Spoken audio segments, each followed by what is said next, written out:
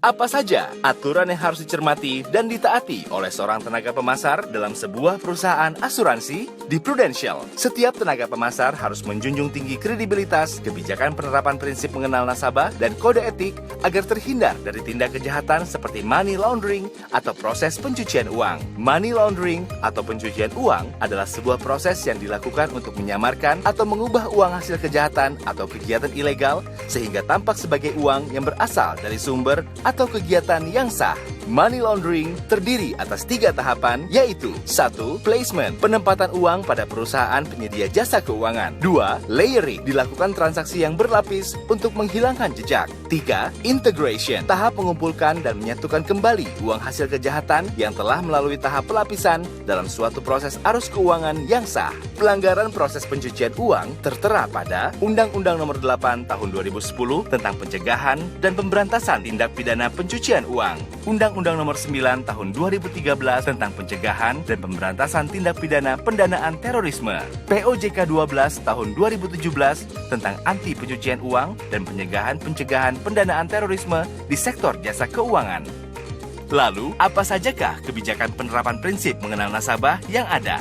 Di Prudential, tenaga pemasar harus memahami prinsip mengenal nasabah atau Know Your Customer, antara lain kebijakan identifikasi dan verifikasi seluruh nasabah dan calon nasabah, kebijakan pengenalan transaksi mencurigakan, kebijakan pelaporan transaksi keuangan mencurigakan, dan kebijakan penyimpanan atau dokumentasi data, informasi, catatan, dan dokumen nasabah.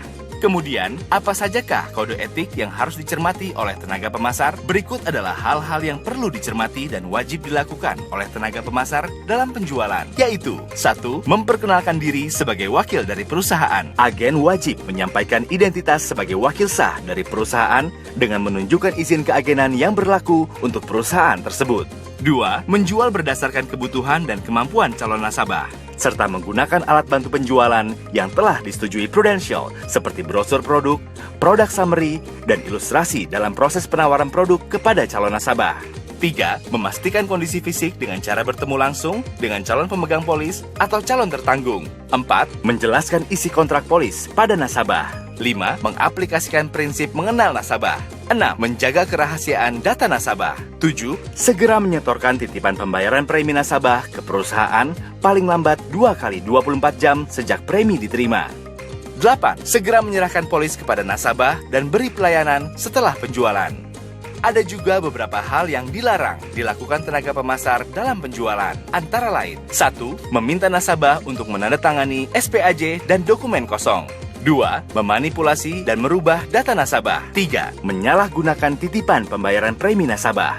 4. Menjadi penerima manfaat kecuali terdapat keterkaitan asuransi antara tertanggung dan tenaga pemasar. 5. Dilarang double agent. Apabila tenaga pemasar bermaksud untuk pindah dari suatu perusahaan asuransi jiwa ke perusahaan asuransi jiwa lainnya, maka wajib menyerahkan surat pengunduran diri atau surat akhiran perjanjian keagenan. 6. Twisting atau pemutarbalikan, membujuk klien untuk menutup polis dan membuka polis baru tanpa melihat kerugian yang dapat dialami oleh nasabah.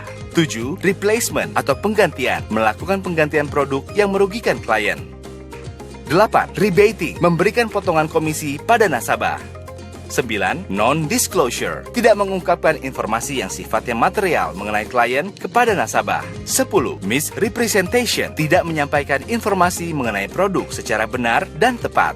Bagaimana jika tenaga pemasar melanggar? Jika tenaga pemasar melanggar, maka akan dikenakan sanksi atas pelanggaran kode etik, yaitu sanksi internal, berupa surat teguran, surat peringatan, hingga pengakhiran perjanjian keagenan, dan pencantuman nama agen dalam daftar tenaga pemasar bermasalah di AAJI. Sanksi eksternal berupa teguran lisan dari perusahaan terkait, teguran tertulis CC AAJI dari perusahaan terkait, teguran tertulis CC Menteri Keuangan dan AAJI dari perusahaan terkait. Setiap tenaga pemasar juga perlu bersikap bijak agar terhindar dari suap, korupsi, dan fraud atau penipuan.